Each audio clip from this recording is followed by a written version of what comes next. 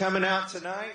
I'm from the state of Kentucky. It borders, you know, they say West Virginia is almost heaven. Do you know why they call it that?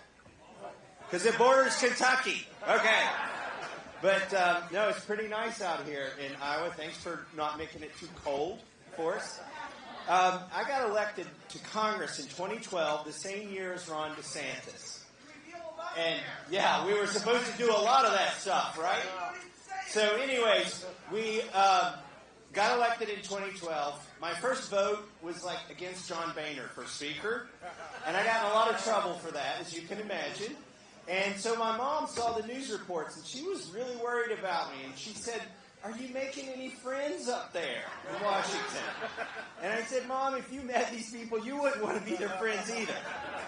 But I did meet one guy who was unlike any of the other congressmen up there because, number one, he had a brain. And what's even more rare in Washington, D.C., he had common sense. And his name was Ron DeSantis. And we were, yeah. So I thought, I'm going to hang out with this guy. And so instead of putting on tuxedos and going to fancy dinner parties and things like that, we would just go out to eat in places like this and read the bills that we had to vote on, okay? I know it sounds kind of nerdy, but that's your job, I think, is to know what you're voting on. So, we hung out together, and I started something called the Second Amendment Caucus in Congress. I thought we needed to have something dedicated to that, because that used to be my litmus test. When I was trying to judge if a politician understood the Constitution, I would pick one of the amendments and say, well, tell me what this amendment's about. What's the Second Amendment about? If they would start out talking about duck hunting, I'd be like, meh. The Second Amendment is about making sure the power is, that was, until the United States was formed, that power to defend yourself was always never trusted with the people. It was always in the hands of the government, and the government never trusted the people because the people weren't in charge. So that's been my litmus test. And Ron DeSantis, I'm happy to tell you, passes that with flying colors. He is the most pro-Second Amendment candidate in this race. But I came up with a new litmus test. After using that test for 20 years, I've got another test now, and it's based on what happened 3 years ago when COVID hit, and nearly every elected leader in this country lost their ever-loving minds.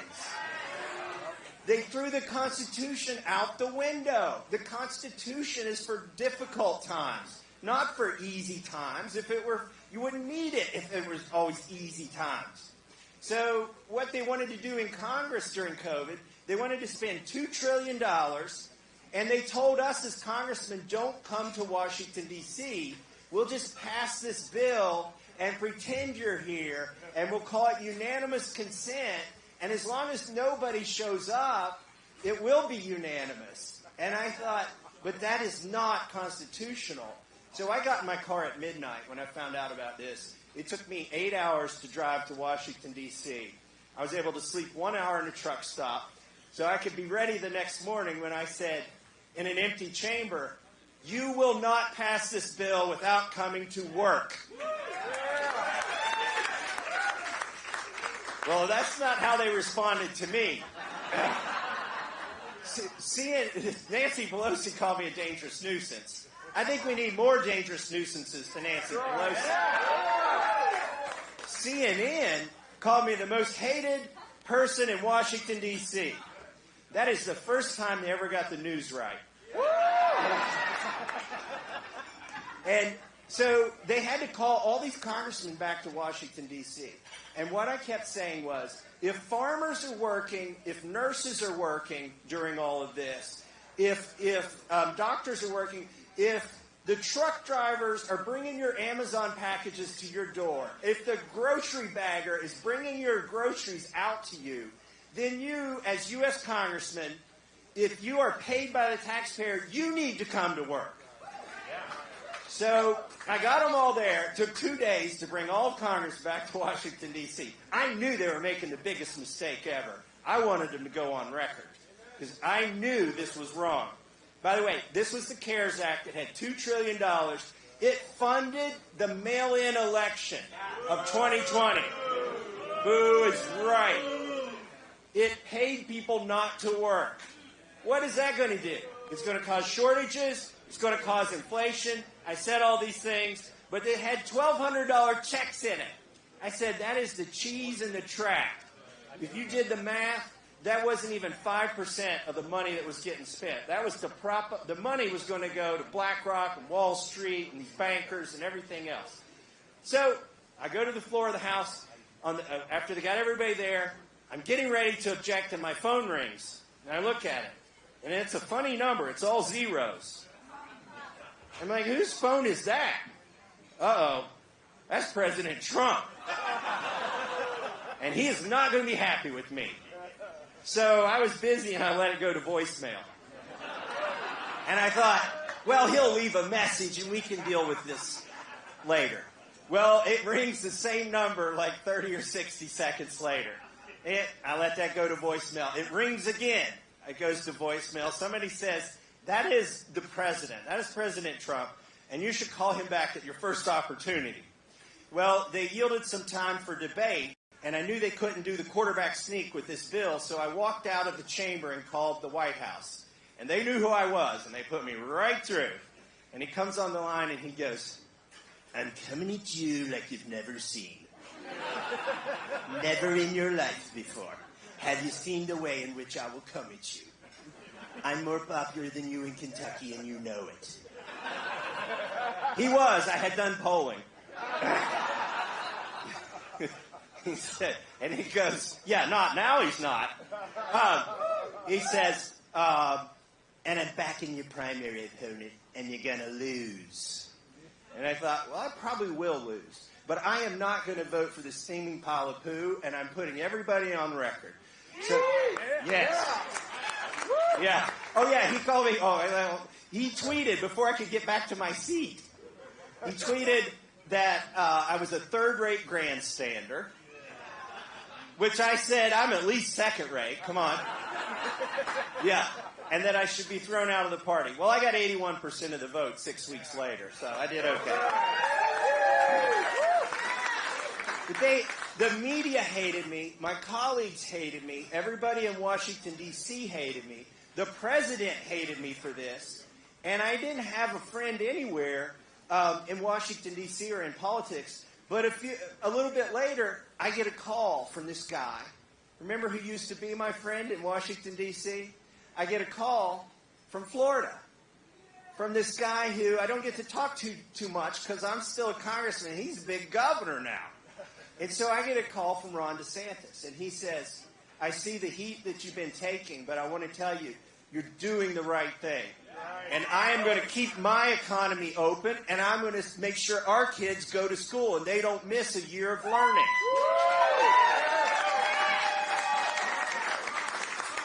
He said, I'm getting beat up by Trump, too. And I'm getting beat up by the media, and they're saying, that I'm going to be responsible for all of this and that and the other thing. He said, but I'm going to do it because I know it's the right thing. I don't care what the polling says. And in 2 years, people will know that you and I were doing the right thing. And I thought, here's a politician who can think 2 years ahead. Most of my colleagues can't think past lunch.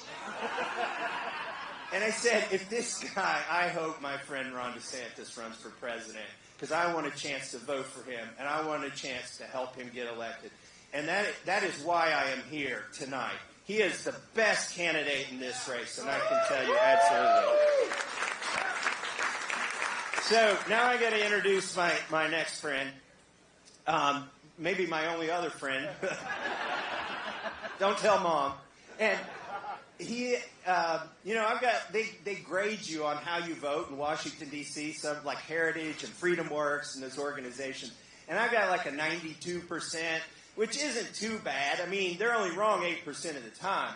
But my colleague, Chip Roy, has 100% on all of those scorecards. He's from Texas. He is a leader on the border fight because he's from Texas. He knows all about this. He's smart. He serves on the Judiciary Committee with me, on the Rules Committee with me. I give you Chip Roy, the most conservative congressman.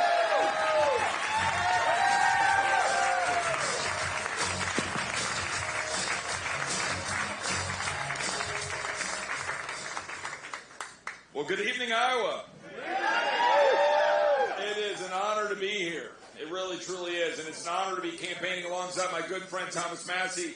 And he is one of my best friends in Congress. And, people ask me who is my favorite congressman. And I'll answer without hesitation. I'll say, despite being wrong 8% of the time, it is my good friend, Thomas Massie. But, it is great to be here campaigning with him, campaigning with Governor DeSantis. I was here for 3 or 4 days right before Christmas, and I brought my 14-year-old son, Charlie, and my 12-year-old daughter, Virginia. And we came up and had a great trip going across the state. And they wanted to be here, but they're back in school, so they couldn't be. Instead, my son is sending me pictures from 70-degree Austin, and he keeps sending it. He's outside, and he's sanding his cedar stump that he's cutting into a table for 4-H. He's sanding that and putting some poly on it and getting it ready. And he and my daughter are going over and working with their goats today because they've got their goat show next Friday before hopefully they're going to be coming up here next Saturday to run through the tape for Governor DeSantis with all of us. And so hopefully they'll see a little snow. Now, my daughter, when I told her that it might be 0 degrees-ish next weekend, she said, "Now, wait a minute, that's real? that happens?" She is a true Texan. It gets down around 50 degrees, and she's getting the winter coat out and stuff in Austin. But it is great to be here. And I started talking about my kids, right? Because that's why I'm doing this. That's why Thomas and I do this, right? It's to save this country for our kids and grandkids. And look, I want to be very clear. The primary reason that I'm supporting Governor Ron DeSantis for president is that I want my son and my daughter to be able to look up to the occupant of the Oval Office in the White House. And I want my son or daughter to be proud that that individual is accomplishing things, fighting for conservative principles and values, fighting for what we believe in, but someone they can emulate, someone that you would be proud to have them follow and look to as a leader, someone like Governor DeSantis who wore the uniform, who joined the Navy, who did so because he has a heart for public service. And he's demonstrated that not just in the Navy, but in Congress and now as the governor of the state of Florida. So that to me matters a great deal at a personal level. And it's really important to have somebody who delivers, who does what he said he would do. And, Thomas said something about joking about how he was approached by President Trump because he dared to stand up against $2 trillion of spending just going by consent. Well, I got some text messages from, I won't say who, but one of the Republican leaders today, saying how my tactics in my position on the southern border are not helpful. How they're, quote, ticking off some of my colleagues. Because what I said in a letter to my colleagues 3 days ago, I said that, like my constituents South Texas who were telling me 3 days ago, shut down the border or shut down the government. And I communicated that to my colleagues. And I was told, well, we don't like those tactics. And I said, well, it's not going to be the first time and it's not the last. Because we have to fight for our country. We have to fight to take it back. Thomas is exactly right. And too often people go to Washington and they fold. Governor DeSantis didn't do that. Governor DeSantis helped found the Freedom Caucus. Governor DeSantis stood up and fought when he was in Washington, and then he took that fight to Florida. Now, when I ran for Congress in 2018, a few years after Thomas and the governor came in, and I had served as Senator Ted Cruz's chief of staff for his first 2 years in the Senate. And I'd worked for him at that time, and that's when I first got to know Thomas and Governor DeSantis. So when I ran for Congress, I ran on 5 principles. The first was that we need to balance the budget and stop spending money we don't have. The second was we need to secure the border of the United States.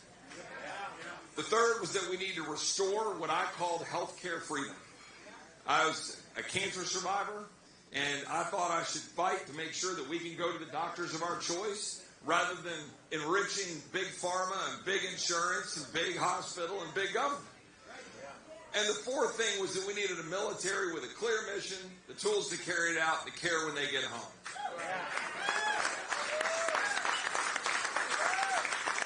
And the fifth thing was, I want to get Washington the hell out of our lives. So,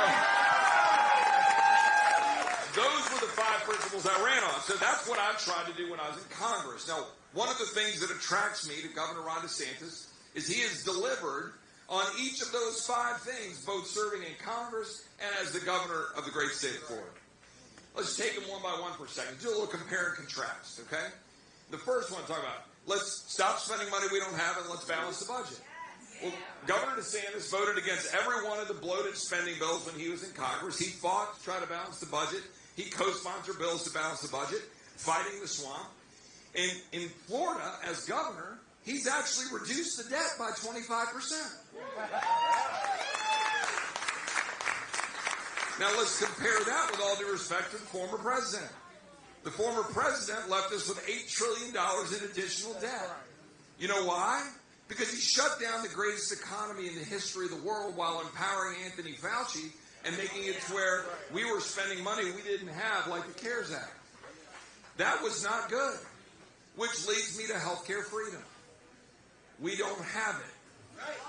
And we don't have it for a number of reasons. First of all, we did not repeal and replace Obamacare in 2017 when we controlled the House, the Senate, and the White House. With all due respect to the former president, he let that go. He also empowered Fauci, and we got COVID tyranny, and we ended up with a shutdown economy, and we ended up with vaccine mandates, and we ended up with mask mandates, and our kids were shoved into the corner of the classrooms, and they were told that they had to learn at home, and we couldn't see our loved ones in hospitals. Now, how is that healthcare freedom? It is not. Now, compare and contrast that with Governor DeSantis, who was a beacon of hope during that time, who opened up Florida, encouraged people to move there, took on Fauci.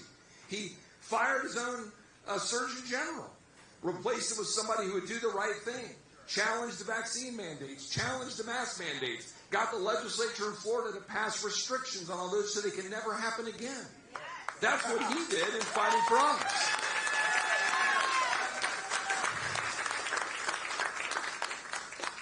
And let's talk about the border.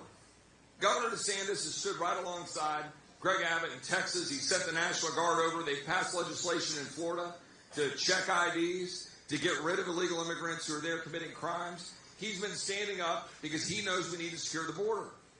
But you know what else he did? He sent a plane load of illegal aliens to Martha's Vineyard.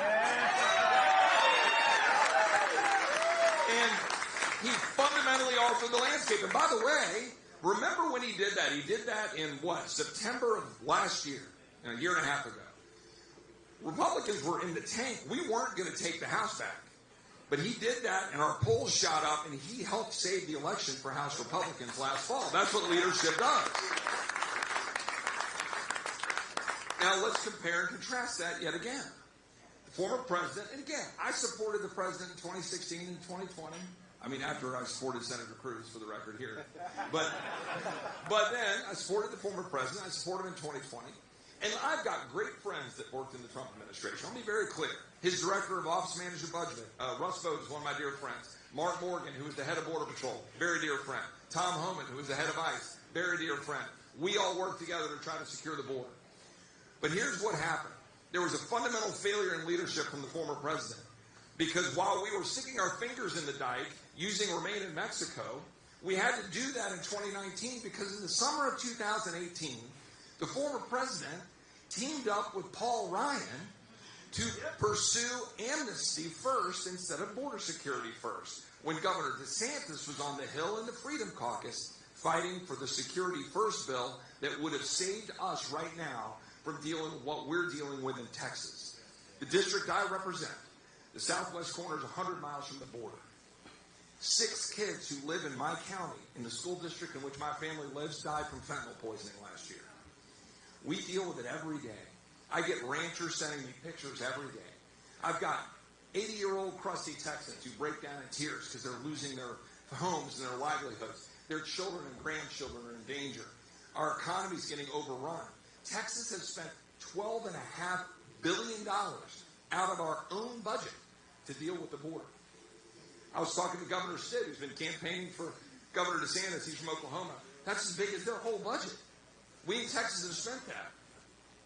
So we need to actually secure the border, and Governor DeSantis would do that. That's critically important.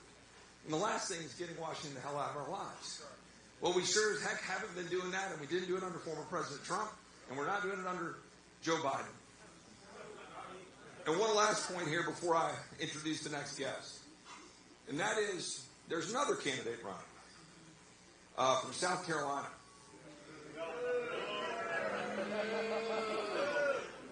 Well, I think that speaks for itself. But I will tell you, I've known Governor Haley for a while. I don't wish her ill when she's out campaigning. But when you go to New Hampshire and you say they've got to correct what Iowans do, I think that tells you everything you need to know. And I don't think that's appropriate. I don't think you need to change personalities, which is what she said yesterday. But let's talk about substance for a minute. I also don't think you should be shilling for the big corporate Wall Street interests, taking $20 million and dumping it into Iowa. I don't think you should be sitting on the board of Boeing and not making sure that Boeing is making good planes instead of doing stock buybacks when you have a plane yesterday with a window blowout and now 170 planes are grounded. Look, it matters that you actually hold corporate America responsible, and the governor hasn't done that. It does matter. It matters if you say you're for birthright citizenship. It matters if you say you want open borders for corporations to get cheap labor. It matters if you say we should be opening our doors to Palestinians from the Gaza Strip that might be tied to Hamas. That stuff is wrong. We don't need that in the White House. That's right. You know what we do need in the White House? We need a man like Governor DeSantis who served his country, who has taken on the teachers' unions and won, who's gotten universal school choice passed, who has got the economy going with low taxes, who has cut spending by 25%, who took on Disney and won and took on the woke culture.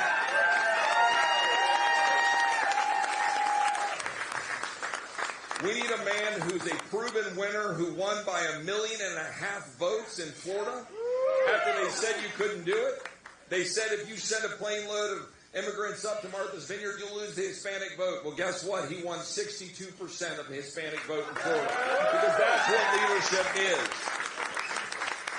And he won 50% of single female voters, and he won't back down when people tell him that he has to, for the money, you got to back away from abortion issues or you got to back away from this other. He will stand up with the people of Florida. He will stand up with the people of the United States. I am proud to be campaigning for him. I am proud to introduce a man who's the next guest. Our good friend, Bob Vanderplaats, who had the courage to stand behind Governor Ron DeSantis. You know him as the head of the family leader, my friend Bob Vanderplaats.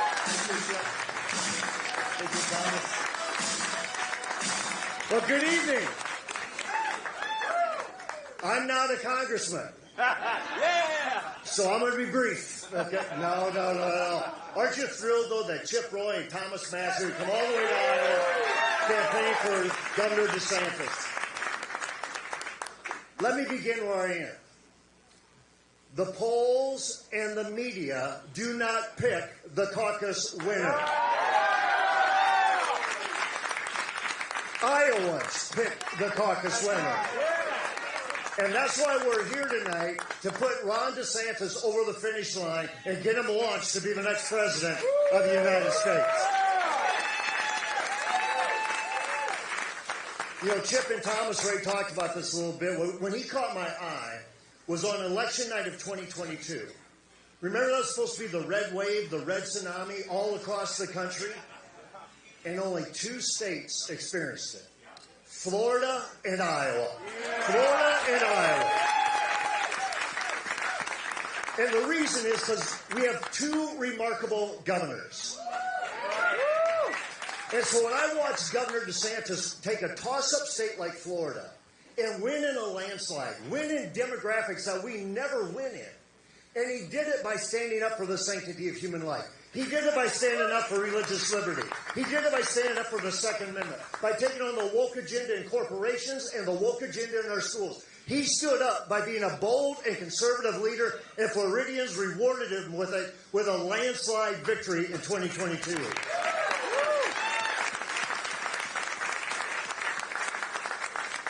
And when I watched him on that night, I thought, this is what our party needs, and this is what America needs right now.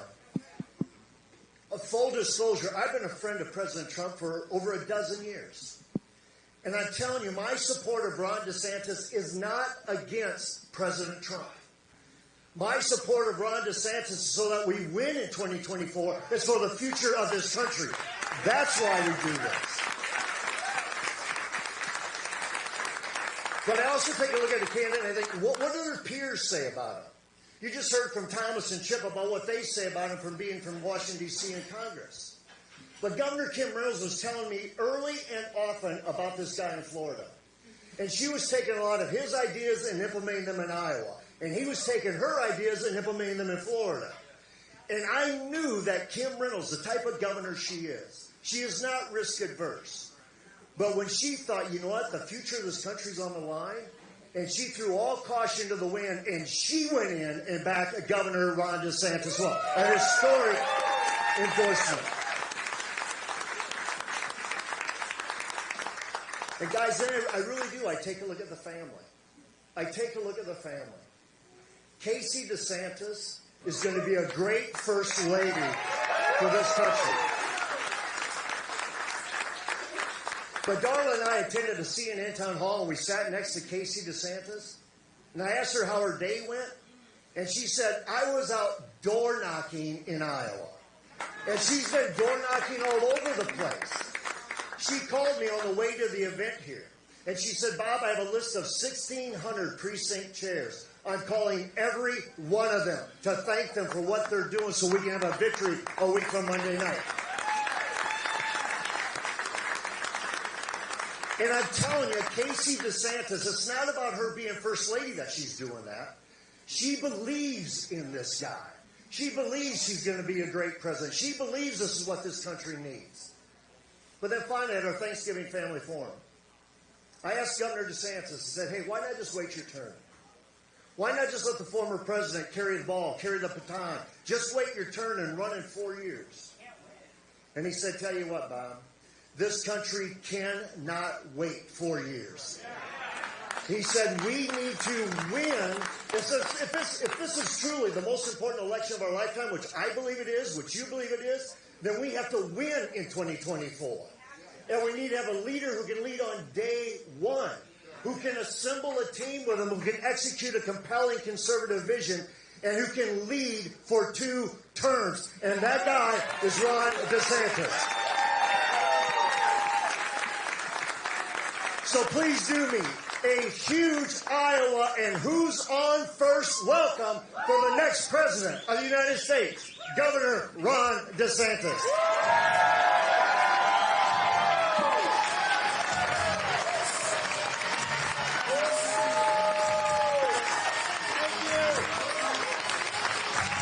Thank you so much. Great to see you. Are you ready to win in 2024? Are you ready to retire Joe Biden once and for all? Well, it's so great to be here. I want to thank you. Now, us Floridians usually don't come north in January. Some of the northerners usually come south. But, you know, I started saying today, and this is true, I've been all around the state, Northwest Iowa, we were in Dubuque earlier, in Davenport, and now we're here in the Des Moines area. So we've been all over, and, you know, I've been outside, I've been doing events, and, you know, it's a little cold, but I'd ask, what's the temperature? Well, it's about 29 or 30 or 33. And then I started thinking to myself, you know, as a Floridian, I can handle this. And honestly, it's not that bad. It wasn't that windy or anything like that. I can have it. So I start saying this today, and then I get the report. The forecast for caucus night in Des Moines, I think, is about negative 15 degrees.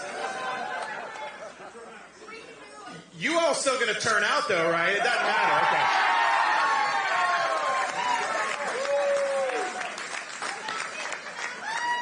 So, you know, I'm gonna have to maybe buy some extra layers for when that happens over next weekend.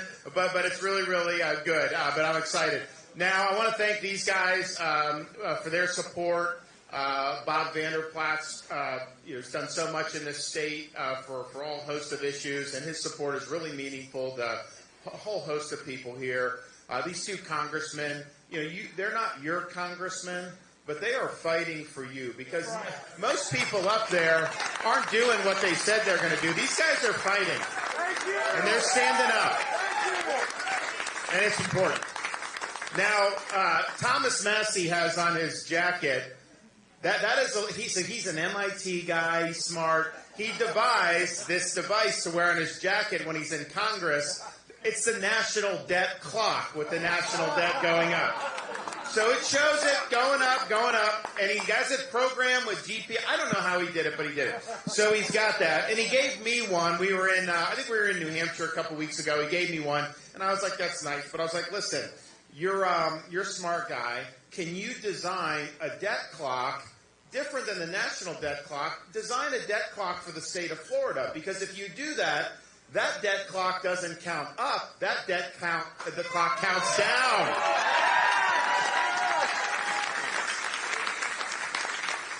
And why not? I mean, we got to show that we can have some success. I think about Washington, and these guys are fighting this, how big the government is, the debt, and all this other stuff. Here's something to put in perspective about how you can lead and lead well.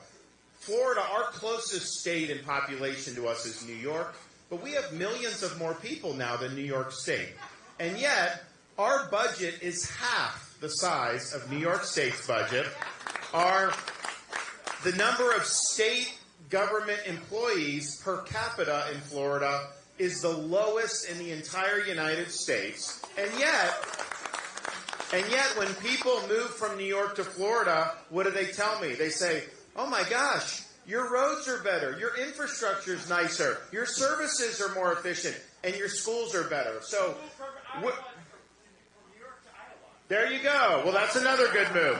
So you have us doing better on all these things, attracting all these people at half the footprint. And don't tell me we can't shrink this federal government and not miss a beat. We can.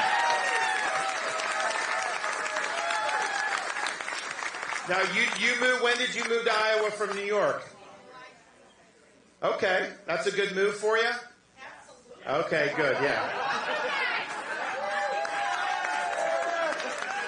Well, it is true. So as governor of Florida, I have a window into everything that's going on in this country because people come to Florida and they tell me what's going on in their states. So if somebody moves from Illinois to Florida, oh, I hear all about the horror stories of Illinois, trust me. People moving from California. I hear stories about people leaving San Francisco because you had felons breaking into their home, and the prosecutor refuses to prosecute somebody that breaks into your home. So they're like, I'm out, I'm coming. So I see all this. When I'm in Florida, a lot of times in Southwest Florida, in the early part of the year, I run into Iowans. They're very happy about what's going on in Iowa. They love Governor Reynolds. They love everything that's happening.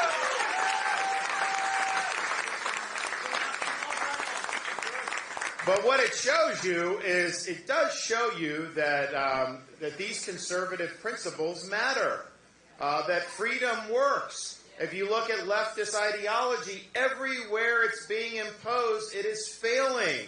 It's failing in cities. It's failing in states. And, of course, under Joe Biden, it is failing the United States of America. So this is the choice that we have going forward. And I'm running for president because we're in jeopardy of being the first generation of Americans to leave to our kids and grandkids an America less prosperous and less free than the one we inherited. And if we allow that to happen, we'd be the first generation to ever allow that to happen, and we'd be breaking faith with every generation of Americans all the way from the beginning of our country to the present. I refuse to sit idly by and witness the managed decline of the United States of America. I'm not going to do it. We have it within our power to reverse this decline. We have it within our power to bring about a new birth of freedom all throughout the land. We have it within our power to usher in a revival of the American spirit. I will deliver that as President of the United States, and we'll do it for you guys.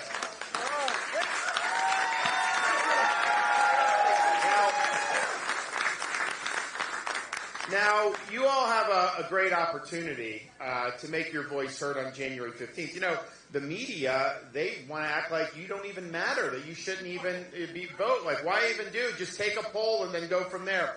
We know that's not how these things work, and we know that ultimately Iowans are going to be able to be the first to weigh in. And no, your vote doesn't need to be corrected by any other state. That doesn't the way it works.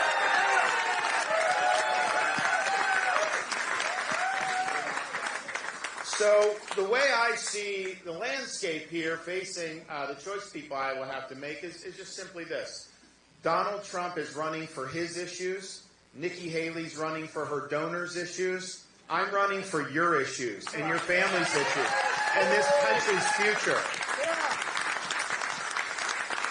And I'm the only one running that can say that I've delivered on 100% of my promises. When we made promises, we delivered on those promises. Talk is cheap. Sloganeering doesn't matter. You can go and do the political stuff, do a rally, do all this. Are you actually going to deliver when it's crunch time? And we did that. Not only did we do it, we over-delivered on our promises. I mean, imagine that, having someone elected that not only satisfies the promises, but even does better with the promises. And that's really, really important. The other thing I can say is I'm the only one, if you look at all the problems in this country and who's responsible for them, I'm the only one running for president that has beaten these people time and time again. We beat the teachers union by doing universal school choice. We beat the teachers union by having schools open during the pandemic like your governor did here in Iowa. And most recently, we beat by doing no automatic deduction for school union dues. Now you have teachers that have a meaningful choice. Many of them are deciding not to do the school union. And the third largest school teacher union in America, Miami-Dade, is on the brink of decertification because of what we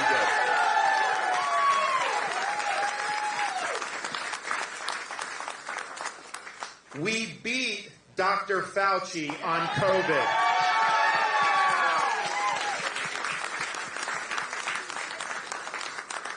We beat Disney on transgender ideology in the schools. We're not having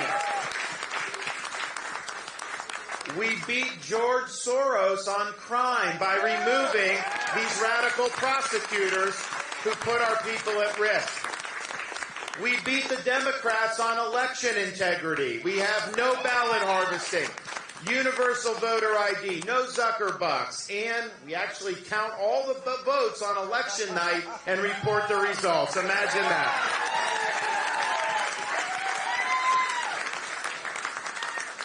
We beat the left by banning China from buying land in the state of Florida and ejecting them out of our universities. So on issue after issue, I'm standing in there and I am fighting for the people and I am winning for the people. And that's what we need. We need to win again as Republicans because outside of Iowa and Florida, maybe a couple other examples, Republicans have been losing on all the, not just elections, but then losing the policy fights. You know, respectful to my two friends here, we won the House of Representatives, Republicans. What has changed? I haven't seen any big changes in Washington. It's the same old song and dance. We need a change agent in Washington. We need a president that's going to upend this apple cart. The other thing I can say is that I'm the only one running for president that's ever worn our country's uniform. And I'll be the...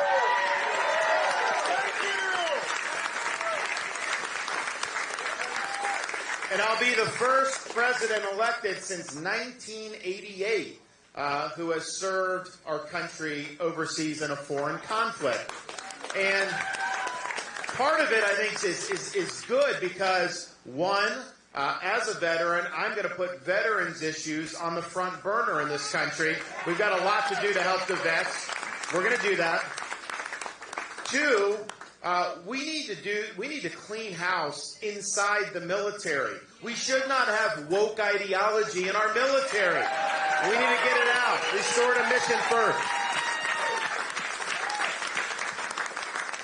But maybe most importantly, the fact that I, having worked my way through school, gave myself some opportunities to do well financially, coming from a blue-collar household. After 9/11, I raised my hand. I felt that it was my duty to serve when our country was in conflict. And so that shows, from there all the way through my career, I believe in putting service above self. That's important for a leader. It's not about me.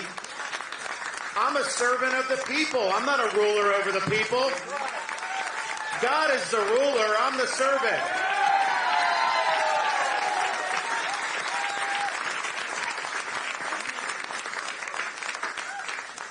So we've got a lot of work to do for this country. And I think now is the time. I mean, Bob, people say, wait your turn. I don't even know what that means. This is a republic, not a monarchy. You can put your hat in and you can offer services. But 2024, I think, is make or break for this country. And I'm motivated to run and to do this stuff because my wife and I have a first grader, a kindergartner, and a preschooler. We're really concerned about what this country is going to look like in 10, 15, 20, 25 years from now. I'm also motivated because we owe a debt of gratitude as Americans to people that have sacrificed for us in previous generations.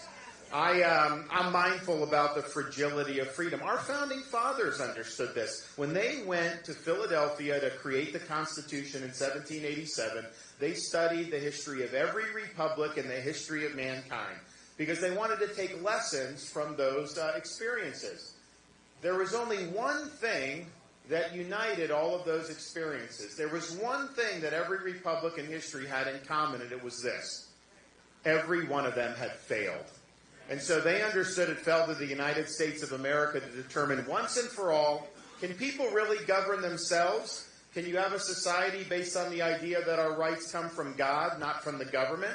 That we live under a rule of law, not the whim of individual rulers? Or was mankind forever destined to live under various forms of despotism? And they fully expected that this country, the American people, would ultimately decide that question for all of humanity. But they also understood just doing the Constitution, that gave you a chance to succeed. That didn't guarantee it. When Benjamin Franklin walked out of the Constitutional Convention, he was asked, did you give us a republic or a monarchy?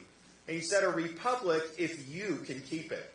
Because they understand that every generation is going to be called upon to stand up and defend freedom when it's threatened. And you have to have people that are willing to do that. And I'm reminded of this when I think back to flying into Washington, D.C. back in the day. There was one particular route that the plane could take going into Reagan Airport. And if you looked out the left side of the plane, you were flush parallel with National Mall. You saw the Lincoln Memorial, the Reflecting Pool, Washington Monument, the other monuments, the beautiful U.S. Capitol building. And you felt a sense of pride as an American to see that because that symbolizes the ideals and principles that have made this country unique. But after doing that trip a few times, I realized the best monuments to freedom aren't seen out the left side of the plane. Because if you looked out the other side of the plane, you looked over the Potomac River, you saw a series of small, nondescript monuments orderly arranged over the rolling hills of a place called Arlington National Cemetery. And it occurred to me then, and I believe now, you can have the best Constitution in the world, you can have the best Declaration of Independence in the world. These things do not run on autopilot. They require people to cultivate freedom, fight for freedom, and sometimes put on a uniform, risk your life, and even give that last full measure of devotion for service to this country. Now, in this political season, we're not called upon to make sacrifices at that level. But what we are called upon to do is to do justice to their sacrifices. What we are called upon to do is to preserve what George Washington called the sacred fire of liberty. This is the fire that burned in Independence Hall in 1776, when 56 men pledged their lives, their fortune, and their sacred honor to establish a new nation conceived in liberty. It's a fire that burned at a cemetery in Gettysburg, Pennsylvania, when our nation's first Republican president pledged our nation to a new birth of freedom. It's a fire that burned on the beaches of Normandy when a merry band of brothers stormed France, defeated Nazi Germany, and preserved liberty throughout the world. It's a fire that burned at the foot of the Berlin Wall in 1987 when a resolute Republican president stood in front of that wall and said, Mr. Gorbachev, tear down this wall. eventually leading to the destruction of the Soviet Union. This is our responsibility, to carry this torch and to preserve this sacred fire of liberty. This should not be a responsibility that we shy away from. This should be a responsibility that we welcome. This is a responsibility that I welcome.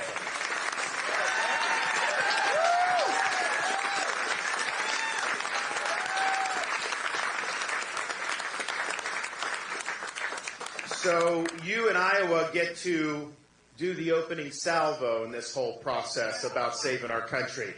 You have the opportunity to make your voice heard, and you can defy the media, you can defy the pundits by doing what you think is right. I'm asking for your support on January 15th. For those of you who've already committed to caucus for us, thank you. Now your job is to ensure that you bring a few people with you on caucus night. It's going to be very cold. The turnout's going to be at a premium, and it gives us a great opportunity. If you haven't committed before tonight, we hope that you will, and sign up with us and sign the card and work for us to galvanize more support. You're never going to have an opportunity to have your votes count, pack such a punch as you will on January 15th. You have an opportunity to change the trajectory of the country. What I can tell you is this.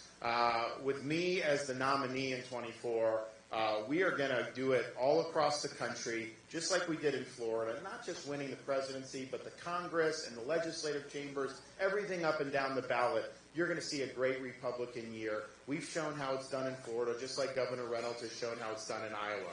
I can also promise you that as a leader, I will always lead and conduct myself in a way that you can be proud of as an American.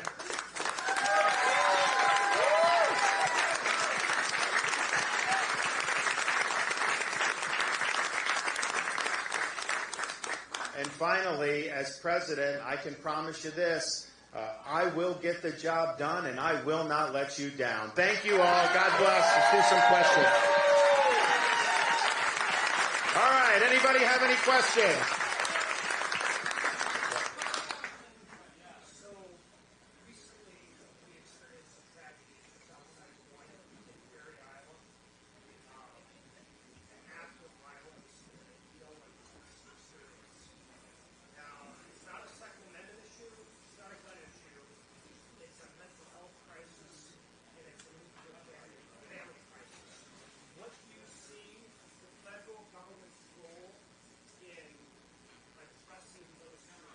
And what's your name? Josh. Thanks for that. I think that was framed very well. Well, first, just as a dad, I've got school-age kids. So when I see something like that, where a sixth grader is killed at school, not only is that obviously a terrible tragedy, but I mean that hits me personally because I think every parent thinks about their kids. So the security of our schools is something that we put a lot of work into in Florida. We've had success because when I became governor, it was off the heels of a really significant tragedy where you had a massacre at a high school down in South Florida. And so I came in, no one had been held accountable, and I had to really shake this up and bring accountability. Because I think there's a lot of things. Yes, I agree on this mental health. What we saw in Florida with the perpetrator, as soon as it happened, there had been no reports about who had done it. People in that community knew it was this guy because there were so many blaring flags and signals, and this is something that they viewed him as somebody that would go maybe shoot up a school. So we've done things in Florida like behavioral threat assessment where law enforcement can work with schools to identify if somebody is really a threat to other people, you've got to respond to that. You've got to have an intervention. And I think mental health, there's a huge mental health issue in this country, period. And it runs the gamut from things that are manageable to people that are really off their rocker. We used to have more people in an institutional setting in this country, and we've gone in the opposite direction. And I look at like people littering the streets of San Francisco, using drugs. I look at people, some of these really crazy people have done awful things, and I'm like, they would be better off in an institutionalized setting, and the public would be better off if they were in an institutionalized setting. So we've got to do more about that. And I'm not saying get out of hand with it, but it does need to. And the other thing is just there is a deficit of, I think you pointed out, of family. And we have a fatherlessness crisis in this country. That has impacts. I mean, are you going to tell me that doesn't have impacts? we launched in Florida a fatherhood initiative. And it's part of my wife's Hope Florida program. But we're trying to elevate the importance of fatherhood. We're trying to get fathers more involved. But sometimes that's not doable. I mean, we have kids whose fathers may be incarcerated. So what do? Well, we promote mentorship opportunities to be able to have mentors take an interest in these kids' lives. Because a lot of times what happens is the difference between going in a bad direction and going in a productive direction is somebody took an interest in their lives, and that made all the difference. I actually, when I was in the Navy, I was in the Big Brother program. So I mentored a kid who was, his dad was incarcerated. And we just did things like take him to sports games, whatever. And he ended up joining the Navy, 4 or 5 years later when he got through high school, largely because of the mentorship that I had provided, and that got on his radar, and then it was something that he wanted to do. So this stuff is really, really important, but we clearly, if you don't have a father in the home, this is just the facts. Things are more likely to go wrong. Mental health, yes, but also criminal activity. And when we did our fatherhood initiative, we did it with Tony Dungy, who was the coach of Tampa and Indianapolis. And Tony's a Christian who will go into prisons and minister. And what he said was he went into prisons for the first time. He was ministering, and he's like, it occurred to me, they're not there because they were poor, not there because of race or ethnicity. They are there because they didn't have a father in the home. He thought that was the most important thing. And so that's what we're doing to be able to do that. So what the role of the federal government is, I think it's probably some of it is just the publicity, talking about this issue, using the bully pulpit, and then probably more in a supporting role where local and state communities are really driving the solutions. Because I do think a solution in Iowa may look a lot different than a solution in like Oregon. But thanks for that. Yes, sir.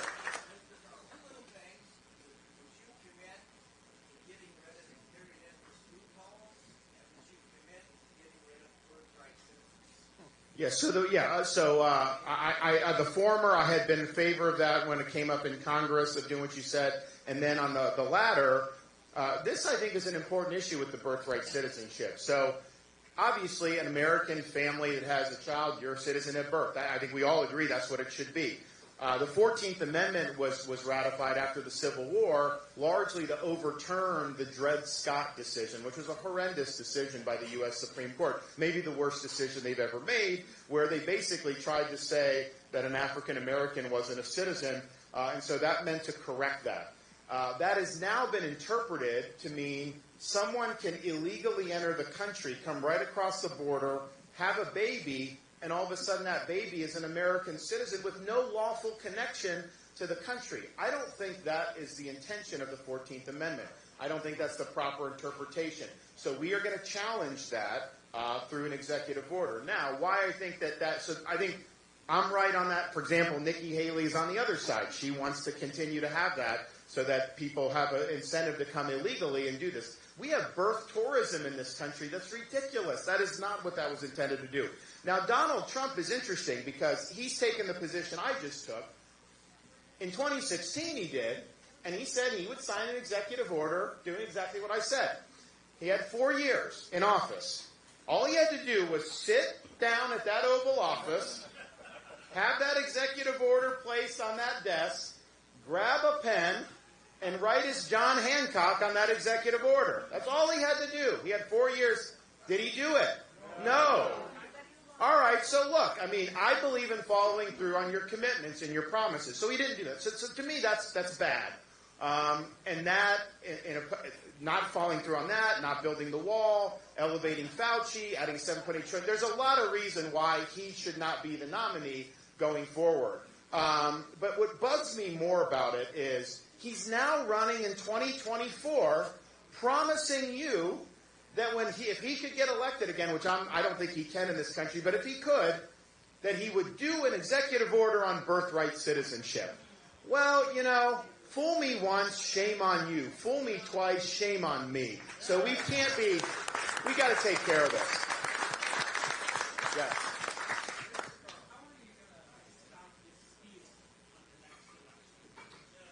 Election integrity. No.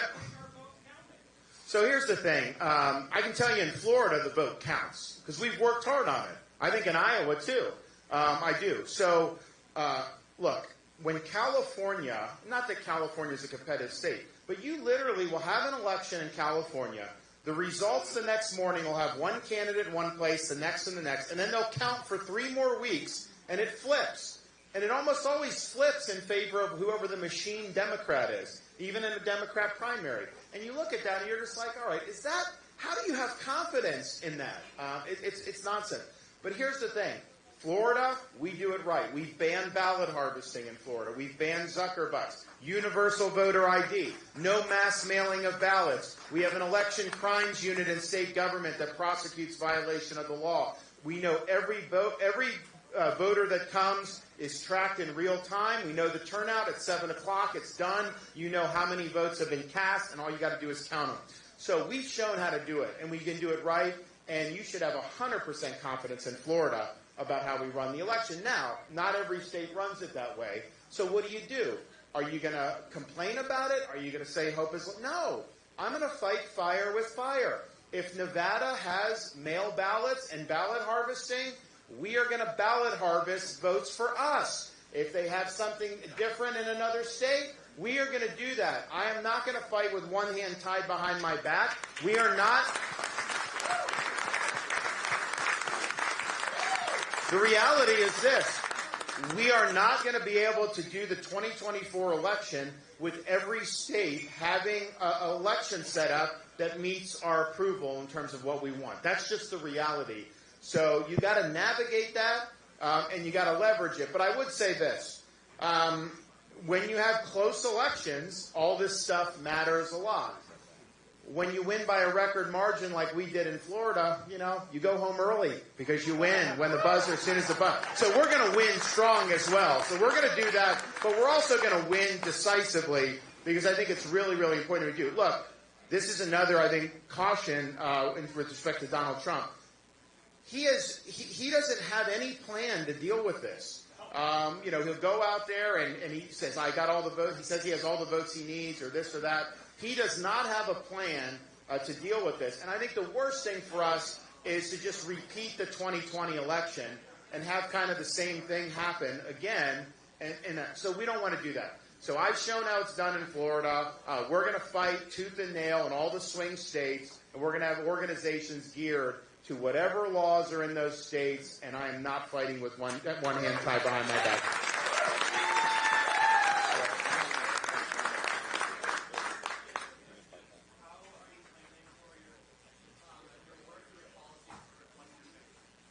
So the question is the role of faith in your policies. Well, first, just on a foundational level, my faith in God gives me the foundation to be able to even be involved in this process. Because every single day, they throw stones at you, they try to muddy the waters, and the question is, what's your foundation to be able to keep you sturdy and to keep that compass set on true north? So when people ask me, what do you recommend in terms of leadership? Like what tips do you have? What I say is first, put on the full armor of God. And if you do that, you're in good shape. Another thing, though, that we've done in Florida and we need to do nationally is we've recognized that implementing policies, particularly when you're talking about helping people that are less fortunate or need a safety net, just having a bureaucracy doing that ultimately is not going to get people where they need to go. And so what we've done is we've enlisted the faith community into a lot of our programs. So my wife, for example, has Hope Florida. Your governor is working on this. You guys are going to do something similar here in Iowa. But what it is someone goes in for traditional welfare assistance. So maybe you have a mother that got evicted from an apartment and she's got 3 kids and she's in trouble. So, okay, you can give some money, but that's not going to change the trajectory of that family's lives. We now have a care portal where churches are plugged in who want to be plugged in, charities, businesses in the community that want to be supportive, even individuals. So this need goes in. Yeah, the government agency can do what they can do, but this immediately goes into all these other groups. And guess what? Churches come in, they help, and usually that person will never seek government assistance again because they're on a pathway to self-sufficiency. So harnessing that, understanding that people have more needs than just a check, I think is really, really significant. So we're one of the few states that have really done that. The liberal states, they will not work with the faith community to advance policies because they think it's somehow an establishment of religion, which it's not. And so we've done that in Florida, and that's what we would do nationally. You're going to have much more success if you're willing to work with all these communities. And this can apply not just for low-income or welfare stuff. It can apply to veterans' benefits, all kinds of stuff. So I think the possibilities are really, really exciting. Yes?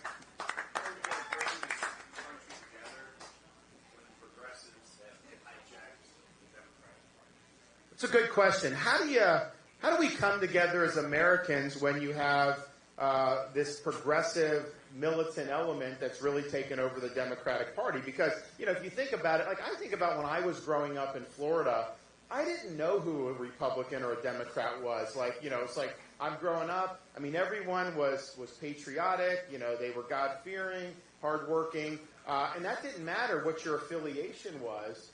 And now it seems like this militant left, they're anti-American.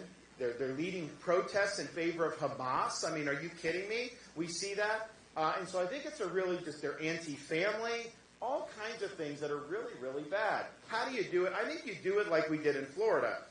We took a state that was perfectly divided 50-50 and turned it into a 60-40 state. We did that not just by singing Kumbaya. We did it by actually defeating the woke left on all these issues. Because what happens is, for example, when we stood up for parents' rights against Disney, I had to make a decision, as a governor, but also as a dad, to just say, I don't care how much pressure I'm getting, how powerful a company is, it is wrong to teach a first grader that they were born in the wrong body. It's wrong to teach a third grader that their gender is a choice. We're not doing that. And so we dug in and had that fight. The media was against us. The left, obviously, Disney is the 800-pound gorilla in Florida politics. And so you did that. But the interesting thing was the people were with us. The parents were with us. A lot of Democrat parents were with us. And so we ended up taking a strong stand. Yeah, it was against kind of the far left 20%. But the rest were with us. Some of the stuff we did during COVID as well, going against Fauci, initially were very unpopular. By the time we got a year into it, they were looking to me to protect them from all this stuff, regardless of party. Some of the crime stuff that we've done by ensuring we have a 50-year low in the crime rate in Florida, backing the blue, doing all that. That appeals to a lot of people. So I think we have an opportunity to build a very strong majority of Americans that want a restoration of common sense, normalcy, and sanity. Now, that means we're going to have to beat that woke left on a lot of these issues, but I think they are a minority in this country. They are the reason why we have to deal with it so much is because they've captured a lot of these elite institutions, academia, corporate America, although not in Florida they haven't captured because we fight back, but nationally you see it. But it's really a mile wide and an inch deep. Americans, whether you're Republican, Independent, Democrat, by and large, reject this nonsense. So we will win those battles, and I think that you will see that you'll have a supermajority of the public that's with us on that. Yes, ma'am. Oh, great. So the borders. This is important. Now, I honestly believe that if Donald Trump had built the border wall, that Biden would not have been capable of bringing in 8 million illegal aliens. We've got to get this problem solved once and for all, and not just hope, that we win every election. So I'm going to declare it to be a national emergency on day one. We're going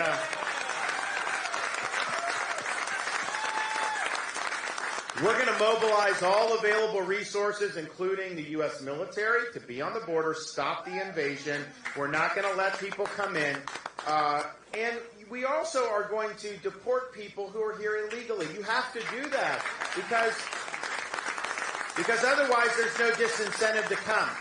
So we're going to do that. And yes, we're going to build a border wall, and we are going to, quote, have Mexico pay for it. The way you do it, actually what I thought Trump was going to do, Mexico's not just going to give you money, of course not. What you do is you charge fees on the remittances that workers send to foreign countries. That'll raise billions of dollars, and we'll put it into the construction of the wall. But you need to do a wall.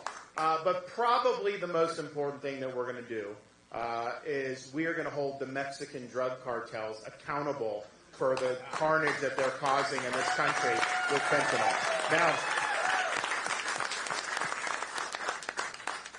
I've said we're going to declare them to be foreign terrorist organizations, and we are going to authorize that the military and all the other agencies that get involved in this can treat them like we would treat a terrorist organization. The media gets so mad, oh, how can you do that?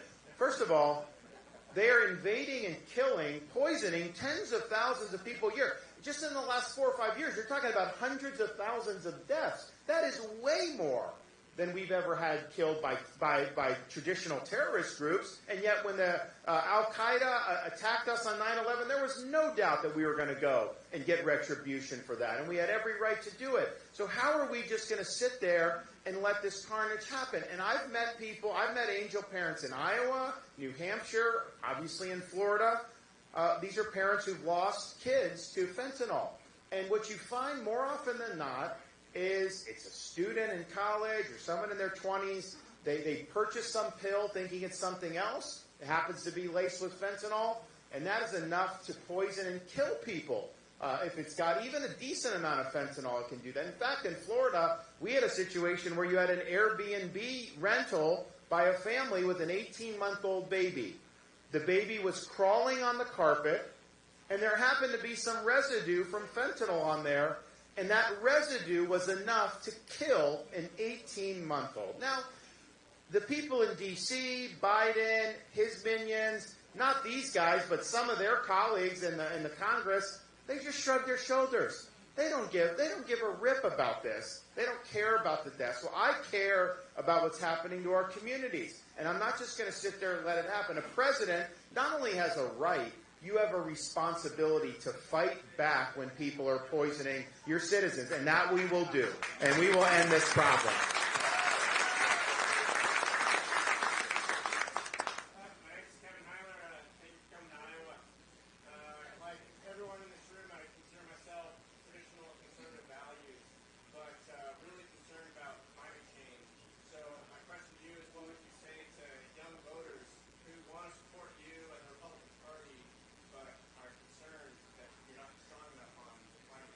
Well, what I would say is a couple things. I mean, I'd say one is just understand the political left is using that to advance a pre-existing agenda. Okay, so there are things the left wants to do to control our society that they would want to do no matter what, and they use the global warming as the pretext to do it. You've never seen them embrace a policy that would be less government control in order to address something that, Biden says he would rather have a nuclear war than have global, and I don't buy that. I mean, I don't want a nuclear war. But think about what these folks do on the far left. They oppose nuclear, which is no emissions. They oppose natural gas, which is dramatically less emissions than coal. So Florida, we're the opposite of California. We have no command and control on any of this stuff, and yet we've had a massive reduction in emissions. Why? Because we've replaced coal plants with natural gas. Now, the far left opposes all of that. They don't exactly. So you just have to look at this and say, okay, how do you handle this, sustainably? We have more natural gas here than anywhere in the world, okay? And we can use that domestically, but I think more importantly, we can export it to allies so they don't have to worry about getting energy from bad people. And you can export it to the developing world because, these poor countries, they have a right to increase their standard of living. They have a right to electrify their countries. And I know some of the liberal elites don't think that, but I know that. They're going to use coal to do this. We could do natural gas and do so much better. So innovation, market solutions, that's the way to do it. The command and control, California, they have rolling blackouts in California. They instituted a policy. It hasn't taken effect yet. I think it's a couple years down the road. But they announced it. The only new cars you're going to be able to buy in California are electric vehicles. But two days after they made that announcement, California made another announcement. All electric vehicle owners, please do not plug in your electric vehicle. We do not have adequate power grid capacity. And I'm thinking to myself, okay, you're going to add another 20 million electric vehicles. How are you going to do it? So the left is they want to kneecap reliable energy, but then they want to impose mandates that are going to force you to need to use more electricity. That is going to be disastrous for this country. You're not going to be able to do. We had a Category 4 hurricane hit in September, Idalia. We did a rapid power restoration. A week after Idalia, California had a higher percentage of people without power than we did in Florida, right on the heels of a hurricane because of all this stuff. So Biden's policies are not going to work. It's going to cause huge problems. But what it does is there is a need for energy, and so it ends up spilling over the demand into dirtier forms of energy. And here's the thing. Our oil and gas is much cleaner than Venezuela or Saudi Arabia, and then so it ends up going into that. So we're going to be market-based. We want to empower people. I think innovation is the key. But we need reliable energy, and we are going to open up our resources here for production because we need to lower costs. Governor, is my mic working? Can y'all hear me? Is that on? Hey, I just want to add one thing because totally 100% the governor and I are on the same page on this. But one piece of information that I think is really important on the point that you just asked: 1,100 coal-fired plants in China right now. We have 250. They're building 2 a week. We're building 0. Now, so who's producing the CO2? China and India are producing the CO2. So the governor's point here about exporting liquefied natural gas from the United States, we'll be able to drive that down. Cleaning up the permitting process for nuclear here, we can drive that down. The other thing the governor didn't tout about his record in Florida was standing up for actual conservation in Florida and preserving the Everglades better than anybody else has ever done in the state of Florida. There is a story to tell as conservatives about actual conservation and doing what we can do to have a strong economy, but not kneecapping our own ability to have a strong national security by not turning over all of our interests to China, buying solar panels and batteries from China, all, by the way, on the back of child labor out of Africa and China, which we shouldn't do. So we can do it here, and we should do it here. Well, that's the thing, too. It's like China... people will say, they're doing all the electric vehicles. It's so clean. But the electricity that's powering those electric vehicles is coal. So, it's not cleaner when you do it that way. Did you have something?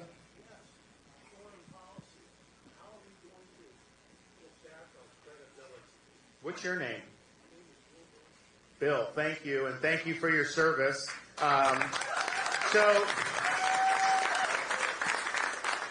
The question's about, the credibility of the United States in terms of our national security, because I think we've had a real rough patch over these last 3 years. And just as somebody, I served in Iraq. I did not serve in Afghanistan, but I know a lot of people that did serve in Afghanistan.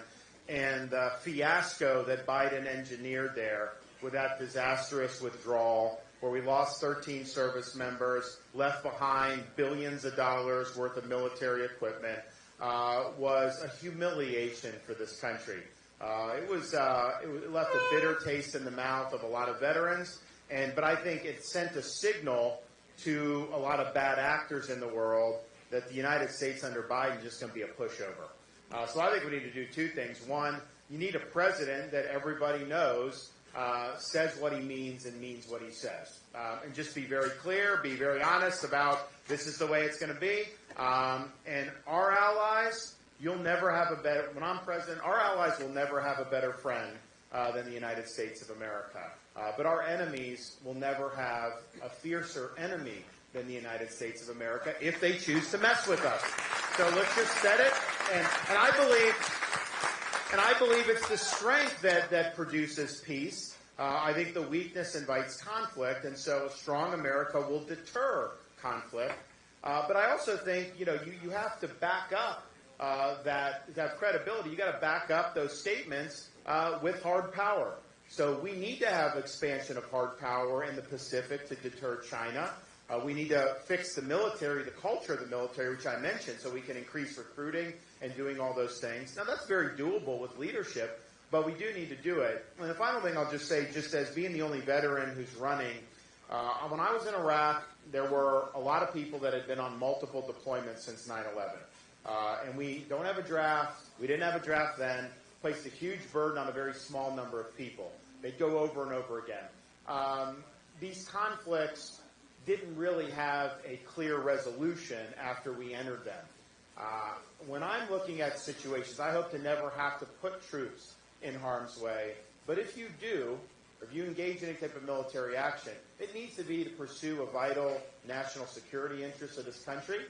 The mission needs to be clearly defined and achievable. You need to give our forces all that they need to be able to achieve the mission. And then when they achieve it, you need to bring them home, like we used to do. So that's how I'll do it. Yes? Ladies and gentlemen, this will be the last question.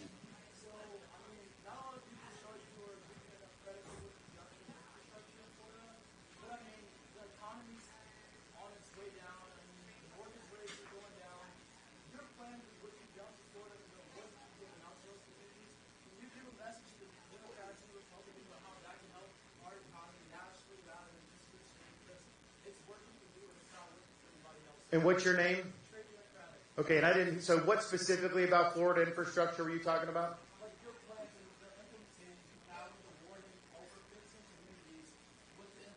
Okay, yeah. Look, I mean, so in Florida, I have a growing state, right? I mean, I'm not asking anyone to move to Florida. Some of these governors, they beg, please move to our state. I don't recruit businesses. They just come. I have CEOs that will say, can I just come meet the governor? And I'm just like, well, what, do they want something? No, we just want to let you know we're coming to Florida. We appreciate everything. So it's like, I am not asking for it. We've got a lot of people in Florida, great people. And when people come, there's benefits, but there's also challenges for that. And infrastructure is one challenge. So what we've done is recognize that. And because we run big surpluses and have been paying down debt, I have a lot of money in the surplus. So I look to see where like the, half a dozen most significant traffic problems right now in the high growth areas. And then look, what would that look like in 20 years if we don't do anything? And it's brutal. So I said, I'm not going to wait 20 years because we got a lot of these projects in the hopper. So we did $4 billion to accelerate a lot of these projects. And so they're going to be done, instead of taking 20, they're going to be done in 5 to 7 years, which the way Florida's growing is going to be necessary to be able to get that done. But that's something that I think is a core function of government, and I think we do it really, really well. The other thing we've done with related to transportation, when Biden inflation really started rearing its ugly head, obviously the states don't cause the inflation. I mean, my budget of $115 billion is budget dust in Washington. I mean, that is nothing for what these guys see going through there. So, and the same with Iowa. The state is just not spending enough to affect it. But we have to deal with it. So what were the tools that we could do? So we did a number of things. One, on infrastructure. You guys, I have not seen any tolls in Iowa, but in Florida, they put this stuff in there over many years. Not me. They put it in there. So Miami, Orlando, Florida, there's all kind of stuff. And so people have to do this. Like if you're working in like South Florida, if you're working in Central Florida, some of these places, you can ring up $50 to $100 a month easy just in tolls. Some people do a couple hundred a month. And I'm like, you know what? That's not good in a high inflation. So we did a program to do a 50% reduction in tolls for all of our commuters. So every month they just get the rebate and they go from there. So that saves some families over $1,000. We also said how else can we help families? Well, we talk about, being pro-life and welcoming people into the world. Well, it's hard for parents to handle this right now. So we want to make it as easy as possible. So we eliminated permanently all sales tax on all baby items. Diapers, wipes, strollers, cribs, everything. No sales tax. And if you think about it, that saves families a lot of money over the course, and it was interesting. So I signed that into law, I think it was a year ago, and I came home that day. And by that time, so when I first became governor, we had a 2-year-old and a 9-month-old. Our third wasn't even born yet. And so fast forward a few years, I said I do this permanent change where there's no taxes on things like diapers. I come home, I tell my wife, I'm like, man, no taxes on diapers, any of this stuff, isn't this great? And she just kind of looked at me, turned, and said, why didn't you do that your first year in office when our kids were in diapers? There wasn't Bidenflation during my first year in office, that's why. So we've done things to be able to help people with that. But I think that, and Iowa's a good example too, because Tim's done a good job. In Florida, and part of this is I just think leadership, we just get things done. I mean, we had a Category 5 hurricane hit in southwest Florida in September of 2022. Some of you may have friends and family down there. I mean, half the Midwest goes down there in the wintertime, I can tell you that. And it knocked out a bridge going to Pine Island, just massive, and then it knocked out the Sanibel Causeway in 3 different areas. Now, these are not state bridges. I had no control over them. And so the local community, the local governments and the officials were telling the communities, it's going to take 6 months. You're not getting back on the island, like all this stuff. Well, they came to me and they're like, can you help us? There's no way this can do. They're like, maybe, you can run a ferry or do, whatever. And I'm like, I'll do that. But I was like, honestly, this should not take 6 months. We got to figure it out. So I got my transportation guys together. I was like, listen, I don't want any bureaucracy. I don't want any red tape. And I don't want any excuses. I want to rebuild these bridges, and I'm not waiting 6 months. Go get it done. And so the first bridge to Pine Island, instead of taking 6 months, we were able to reopen it in 3 days.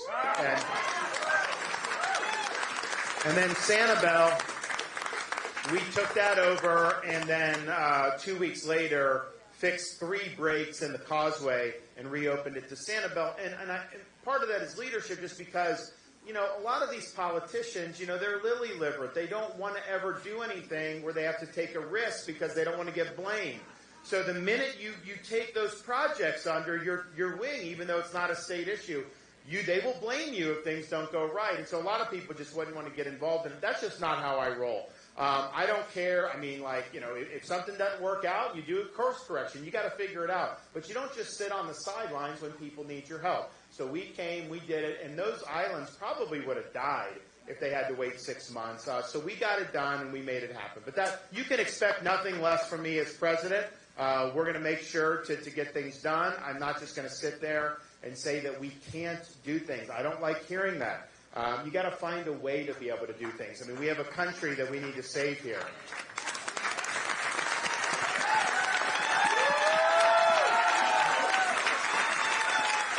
Does anybody, you guys have any parting shots? Look, I'll just say one thing. I thought I was going to get Thomas up there. Look, and I started this talking about my 14-year-old son and my 12-year-old daughter. Their future is in your hands. It is. And Bob's right. The polls don't decide this. We don't coronate anybody. We don't anoint anybody. And the polls don't select our leaders. In this republic, the people do. You all are the first. And you all have the opportunity to set the stage for our country. So I'm asking you, I'm begging you to do everything you can to turn out on the 15th and do it for my kids. Do it for the rest of this country. Because if you do it and we win in Iowa, we're going to make this man the next president of the United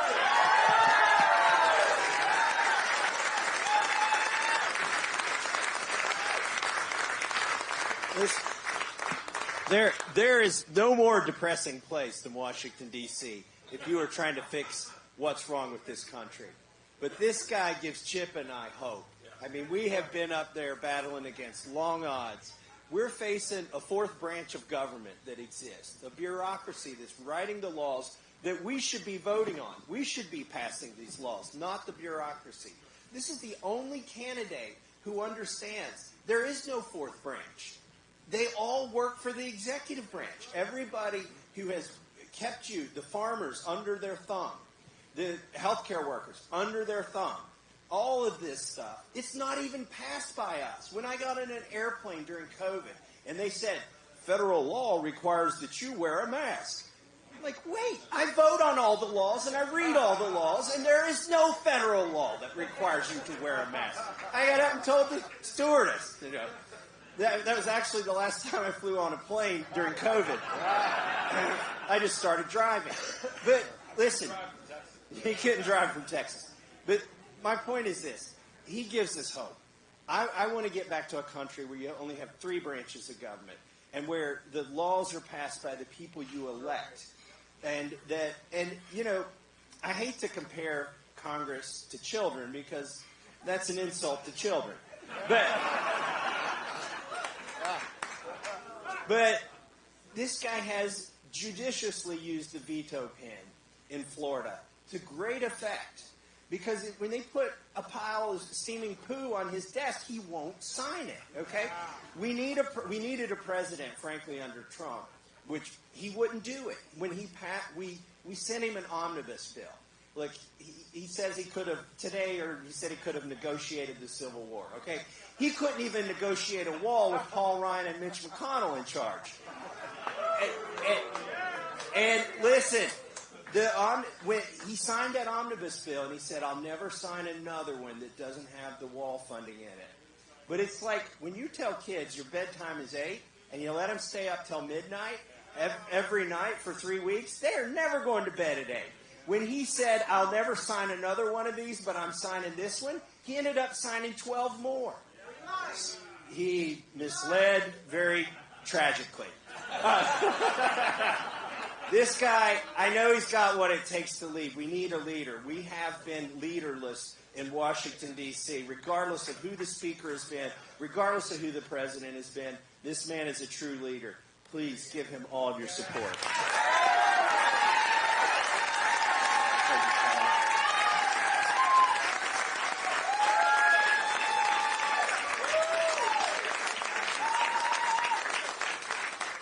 A week from Monday night, we have an opportunity in Iowa to send America a message.